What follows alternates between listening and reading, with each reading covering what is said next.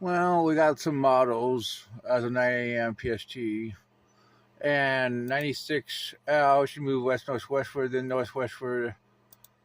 And here's the GEFS showing this. I mean, very fast recurve. Um, Once out of the MDR and into the subtropics, it could strengthen potentially into hurricane long term. We'll have to see. Uh, but that's what the models are saying. Here's the Ivo's track. It has 60-mile-per-hour winds, moving west northwestward at 16 miles per hour, and expecting to just head westward. Finally, we have Henriette, which is going to move north of Hawaii, strengthened into a hurricane. Yeah, potentially, which is pretty amazing. Here's 96L, which is pretty well defined as I showed earlier. There's Henriette.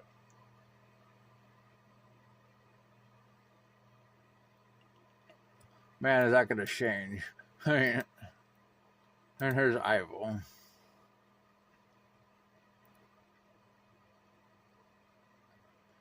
It should be weakening over the next few days as it reaches colder water. Here's the GFS. Here's the system coming off the Cape Verdes at 36 hours. 48 hours. Here's the system, most likely extratropical coming off the East Coast. It has only like a 10% chance of formation now. We can look at, yeah, here's the 10%, 50% for 96. I'm giving 20% for the African wave. There's 72 hours. Definitely has the most focus on the African wave. CMC also shows a bit weaker for 84. There's 96. There's the ECMWF.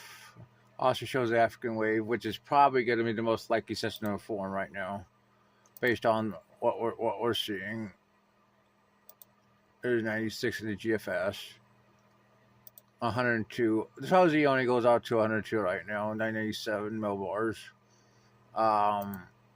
CMC 114 shows it. 126.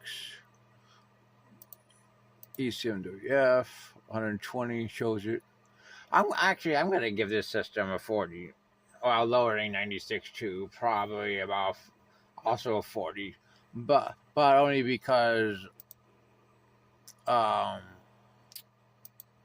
because of the globals. If it was up to the globals, I'd probably lower it into the ground. But because of the enablers and the intensity models like the LGM and D-ship and actually showing longer term formation after 72 hours once out of the MDR, which is possible. But this other system we're watching coming off the Cape Verdes definitely has some pretty good global model support, and we can show you the GEFS, which is only out to 42 hours, and GEPS.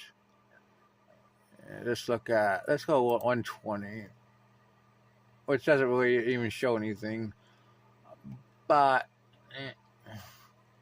anyway, I'll give it about equal chance. Something has to form. I mean, it would be really weird to go through August without tropical development. Let's go to 144 on the CMC, which is also weak. 168, 216, and the Caribbean 240, south of the DR. GFS is now up to 126. It definitely shows development. Actually, two systems in the link.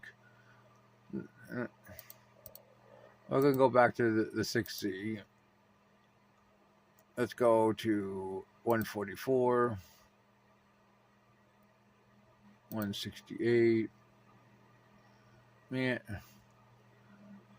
right now, as a flip of a card, if anything's going to develop. But 96, one of the reasons why I give it a 40% chance of development. And it already has an LSC. And it wouldn't take much to develop into a weak system. And historically, even within a hostile MDR, once it gets into subtropic systems, tend to do form when they're heading north and out to sea. Well, that's your tropical update.